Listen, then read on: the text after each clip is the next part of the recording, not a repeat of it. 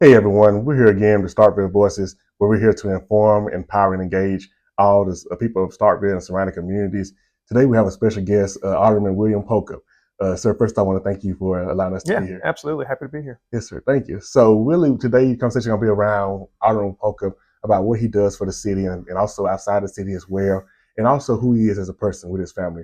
So the first thing we'll lean into is, can you tell us a little bit about yourself and including your family life and background? Yeah, I've been in Starkville since 2008. So I moved here from Florence, Alabama, Mhm. to go to MSU as a freshman studying clinical exercise physiology. Thought I was going to be a physical therapist and work in that area, and ended up graduating in sports management. Okay. So I went to work in sports media, golf tournaments, and I came back here to work in Starkville with the Parks and Recreation Department.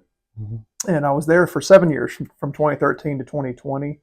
I met Caroline, my wife, at State. We were both in the choir at MSU. Mhm. We got married in 2014. We've had 3 kids since then, and we have loved pretty much every minute of being in Starkville. That's amazing. Yeah, So you're a singer too. Like yeah, everything you do. yeah. I do sing. Yeah, That's awesome there. yeah. So right now you hold a role as a Ward 5 Alderman for the city of Starkville. Can you let people know what that job actually entails?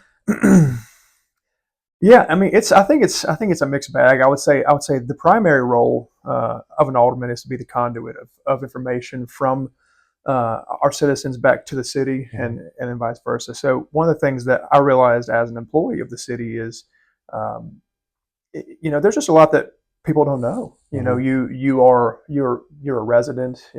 You see a pothole, you see a broken sign or a down limb, like, man, that's not good. But there's someone has to find out about that, and Right. so that comes back to the employees. And so, for me as an alderman, the way that I view how I function with our city is I simply let our mayor and department heads know things that I'm hearing, Mhm. and then and they handle it. And from that point forward, because it is not my personal job as an alderman to fix things. As much as I would like to go out and fix it, it's not. It isn't on me. There are people who are entrusted to do that, and so Mhm. mostly I get emails, phone calls, or texts about things that there are concerns about, and we go and I forward that to those who are entrusted to handle that. Okay. Going back towards uh, the community, there's a lot of things that happen around town that people don't often know about. So as I get information from our department heads and mayor, or my groups around town, I try to get that out on Facebook, or Mhm. let anyone know what's happening around the city. Right, and that's amazing work as well because main thing we hear within people to start with is basically the communication Yeah, wise, and yeah, and then we can see on your page like you are letting people know as well the city as well. So yeah, we want to voice that word of thanks to you also. yeah, absolutely. So and we realized last month was it last month was your town hall? Yeah, it Okay, was. Yeah. okay. So you had a town hall to inform people to let people ask questions about what was going on. What's some of the main major things that you've heard, and then what's something that you would plan better going forward for that town hall? Yeah, so I wanted to host a town hall just because you get a lot of individual texts and phone calls and emails, and it's often good to be able to answer things like that in a group setting. Hmm. And the focus of that town hall specifically was on construction projects and road projects around town, because that's the main focal point now. Is I can't get anywhere without hitting a construction Right. cone or things like that. And so we had our city engineers, Chris Williams and Stephen Kackelman, Hmm. come out just to explain how these projects come to be, how they're funded, and everyone in the room was kind of like, "Wow, that's Hmm. that's pretty cool," because Exactly. it isn't just a few people in a room who are like, "Hey, let's change this road today." It has to Hmm. go through months and months of planning and to make sure that it actually makes sense with ADA compliance and things like that. And so, for the most Hmm. part, it's, hey, let's everyone get in the same room and be introduced to information that applies to everyone, Hmm.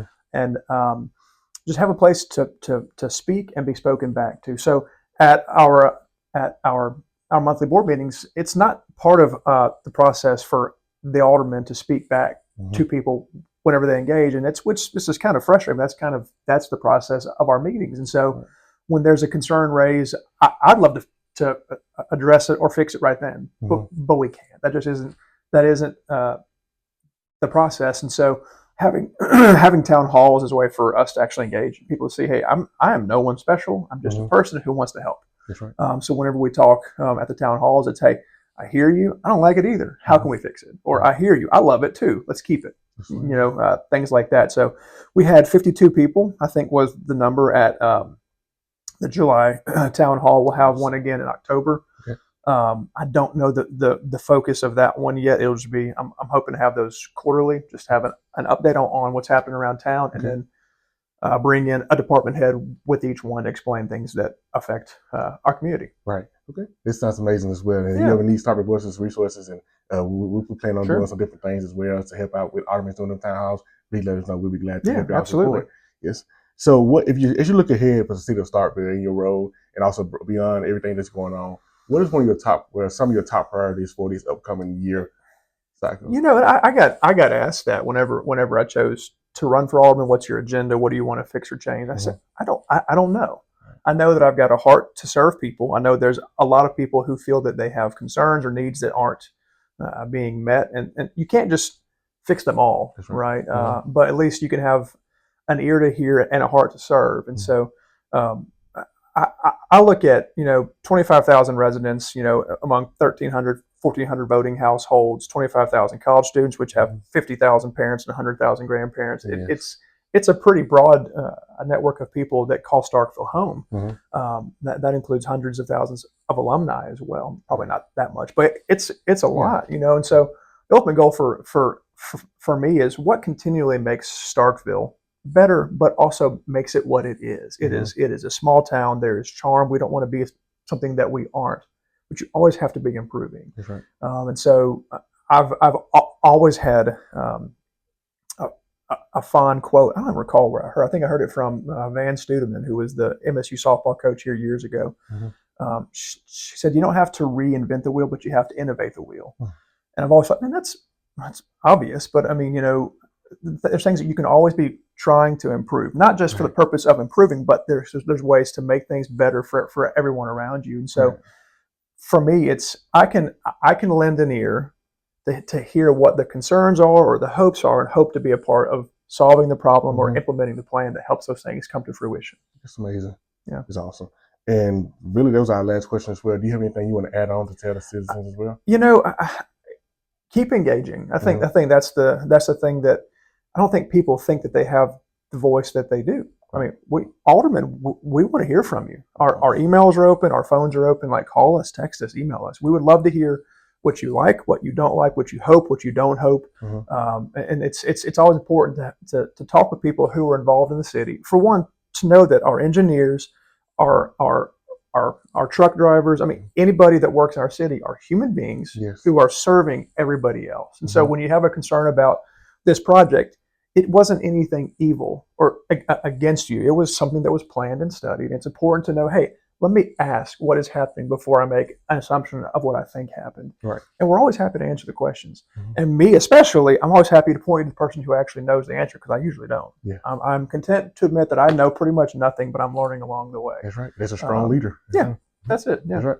So we do thank you again, Alderman Pochop, for the opportunity. And we hope that you enjoyed this video and learn, and also reach out to him as well. He has said it again, to engage and be active within our community. So again, thank you, sir. Yeah, absolutely. And I'll add my cell phone number is 662-546-0605. And my email is w.pochop@cityofstarkville.org. Awesome. Amazing. But thank you for tuning in again, Starkville Voices, and have a great day.